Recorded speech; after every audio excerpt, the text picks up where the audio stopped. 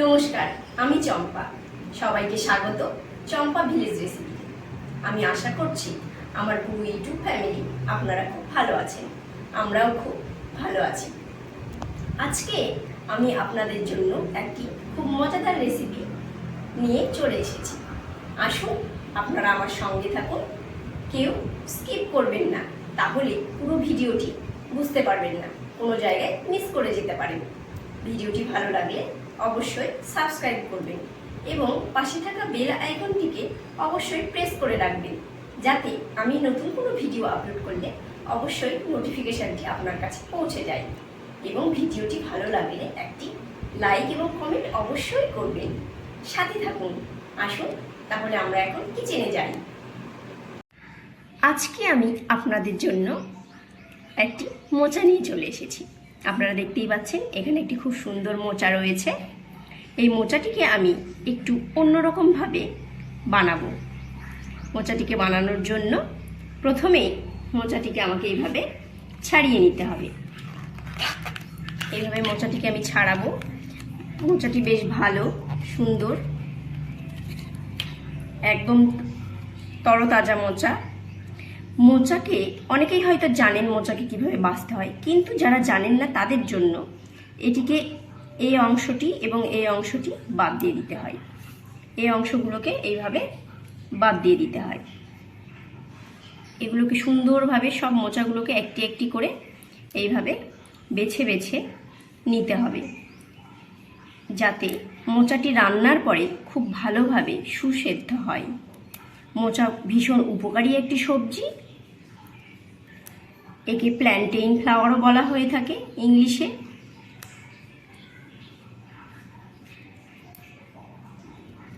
এইভাবে আমি এর থেকে এই অংশগুলোকে বাদ দিয়ে দিচ্ছি। মোচা কিন্তু ভীষণ উপকারী। মোচা কিন্তু একটি পিওর অর্গানিক, এতে কিন্তু কোনো রাসায়নিক প্রয়োগ করা থাকে না। আর মোচায় প্রচুর আয়রন রয়েছে। রক্তাল্পতা যাদের রয়েছে, অ্যানিমিয়া, তাদের জন্য এটি খুব উপকারী একটি জিনিস। এটিকে এইভাবে বেছে নিয়ে এবার ছোট ছোট করে আমি কেটে নেব। এইভাবে আমি প্রত্যেকটা পার্টগুলোকে এইভাবে খুলে খুলে আলাদা করে নেব। আর এই অংশগুলোকে সুন্দরভাবে এগুলোকে এইভাবে ছোট ছোট করে খুব সুন্দরভাবে কেটে নেব। আমি এই মোচাটাকে অনেক লেন্দি প্রসেস না, আমি খুব শর্টকাটে কিভাবে রান্না করা যায় সেটি আপনাদের সঙ্গে শেয়ার করব। মোচাকে কেটে জলে ভিজিয়ে আগের দিন রেখে দিলেও এটি কিন্তু এর যে অনেক সময় মোচার যদি কোনো তেতো ভাব থাকে তাহলে সেই ভাবটি চলে যায়, কিন্তু এই তেতো ভাবটি যেন না থাকে সেটিরও একটি প্রসেস আছে, সেটি আমি এখন আপনাদেরকে দেখাবো।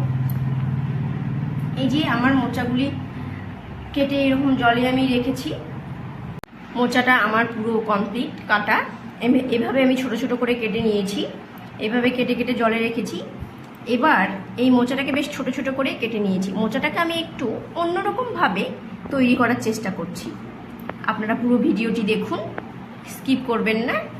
আমি এবার এটাকে একটু মোচাগুলোকে এখানে প্রেশার কুকারে দিয়ে দেব। প্রেশার কুকারে দিয়ে আমি কিন্তু পুরোপুরি সিটি দেব না, প্রেশার কুকারে আমি বন্ধ করেই দেব, কিন্তু হালকা যখন শিট আওয়াজ হবে, আওয়াজটা হতেই আমি প্রেশার কুকারের হিট বন্ধ করে দেব, দিয়ে আমি এটাকে নামিয়ে নেব। আমি এটাকে জাস্ট একটু নরম হওয়ার জন্য, অল্প নরম হওয়ার জন্য আমি প্রেশার কুকারে দিচ্ছি। প্রেশার কুকারে না দিলেও চলবে, একটু জলে সেদ্ধ করে নিলেও চলবে। আমি এখানে অল্প পরিমাণ একটু জল দেব, একটু জল দিয়ে দিলাম। এবার এটাকে আমি হিটে বসাবো। আমি কিছুটা আলু ছোট ছোট করে কেটে নিয়েছি। এই আলুগুলোকে আমি একটু ছোট ছোট করেই কেটে নিলাম। এবার ধুয়েও নিয়েছি। আমি এটাকে আমার মোচার রেসিপিটির জন্য আমি এখানে কিছুটা কাঁচা লঙ্কা নিয়েছি, আমি এখানে কিছুটা টমেটো কুচিয়ে নিয়েছি, আর এখানে কিছুটা পেঁয়াজ কুচিয়ে নিয়েছি। এইরকম আওয়াজ হতেই আমি এটাকে এখন নামিয়ে নেব। পুরো এটাকে সিটি পড়তে দেব না, আমি এখন নামিয়ে নেব। এখানে আমি কিছুটা ধনের গুঁড়ো নিয়েছি আর কিছুটা জিরে গুঁড়ো দিয়ে দিলাম। এখানে আমি কিছুটা হলুদ গুঁড়ো দিয়ে দিলাম। এখানে এবার আমি কিছুটা জল দিচ্ছি, দিয়ে মশলাটাকে ভালো করে এইভাবে মিশিয়ে নেব। ভালোভাবে মশলাটাকে মিশিয়ে নিলাম, এইভাবে মিশিয়ে নিলাম। এখানে আমি কিছুটা বেসন নিয়েছি।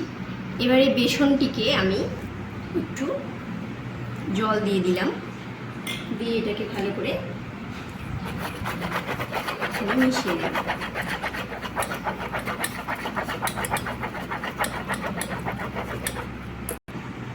এখানে আমি একটু নুন অ্যাড করছি, কিছুটা কালো জিরে দিয়ে দিলাম। এবার আরেকবার একটু ভালো করে মিশিয়ে নিলাম। আমার কড়াতে তেল গরম হয়ে গেছে।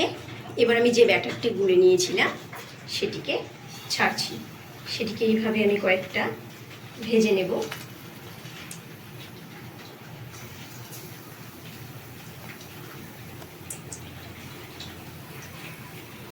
আমি এবার এগুলোকে উল্টে দেব। সবগুলোকে ছেড়ে দেওয়া হয়ে গেছে, কিছুটা হয়ে এসেছে। এবার এটিকে উল্টে দেব।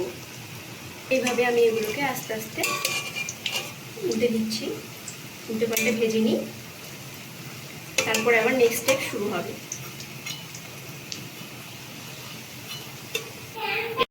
বড়াগুলো আমার হয়ে এসেছে। এগুলোকে আমি খুব বেশি ভাজবো না, লাল লাল করব না, এরকমই এগুলোকে নামিয়ে নেব।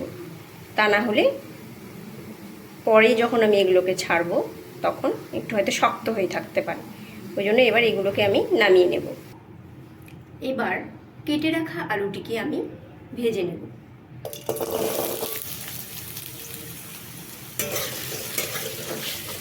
আলুটাকে একটু খুব ভালোভাবে ভেজে নেব, ডিপ ফ্রাই করে। আলুটি যাতে খুব তাড়াতাড়ি ভাজা হয়ে যায় সেই জন্য আমি এখানে কিছুটা নুন অ্যাড করছি।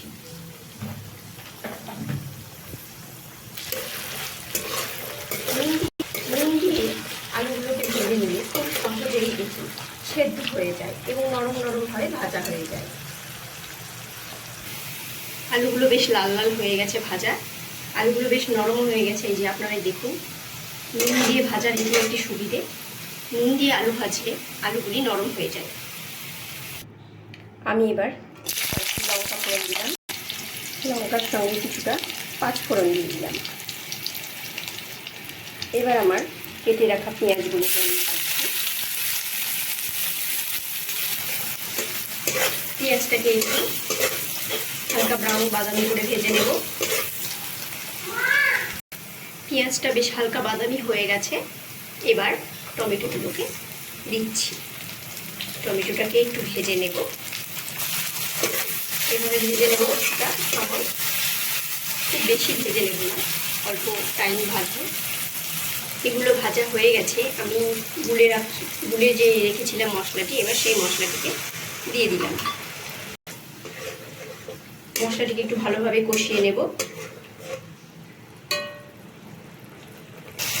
মশলা প্রায় কষানো হয়ে এসেছে, মশলা থেকে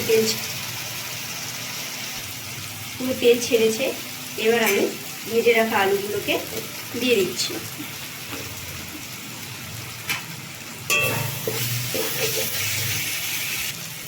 এবার আমি সেই সেদ্ধ করা মোচাটাকেও দিয়ে দিলাম। এবার এটাকে আমি বেশ ভালোভাবে কষিয়ে নেব। এইভাবে একটু ভালোভাবে কষিয়ে নেব। একটু সময় ধরেই কষিয়ে নিতে হবে। এবার পরিমাণ মতো কিছুটা স্বাদ মতো নুন দিয়ে দিলাম। এবার আমি যে বড়াগুলো ভেজে রেখেছিলাম সেই বড়াগুলোকেও দিয়ে দিচ্ছি। একসঙ্গেই সবগুলোকে সুন্দরভাবে কষিয়ে নেব। মোচা এইভাবে রান্না করলে এর স্বাদ দ্বিগুণ বেড়ে যায় এবং খেতেও খুব টেস্টি হয়।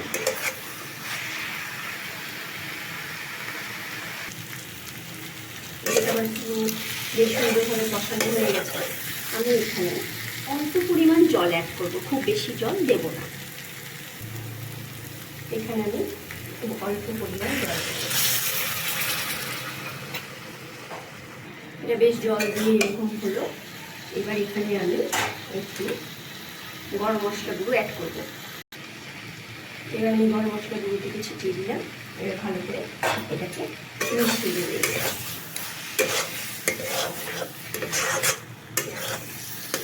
বড়াগুলো বেশ নরম নরম হয়ে গেছে। এবার আমার এই পুরো রেসিপিটি তৈরি হয়ে গেছে। এটি আমি এখন সার্ভ করতে পারবো। এটি একটু অন্য স্বাদের মোচা। আজকের মোচাটা সম্পূর্ণ অন্য স্বাদের। আপনারা চাইলে এভাবে ট্রাই করতে পারেন। এইভাবে মোচা রান্না করলে ভাতের সঙ্গেও খুব ভীষণ ভালো লাগে বা রুটির সঙ্গেও ভীষণ ভালো লাগে। যারা আমার ভিডিও নতুন দেখছেন তারা অবশ্যই এই চ্যানেলটিকে সাবস্ক্রাইব করে রাখবেন।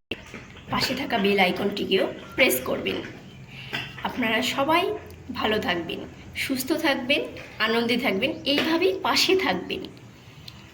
আবার আপনাদের সঙ্গে দেখা হবে অন্য কোনো রেসিপির সঙ্গে। Bye. Thanks for watching my video.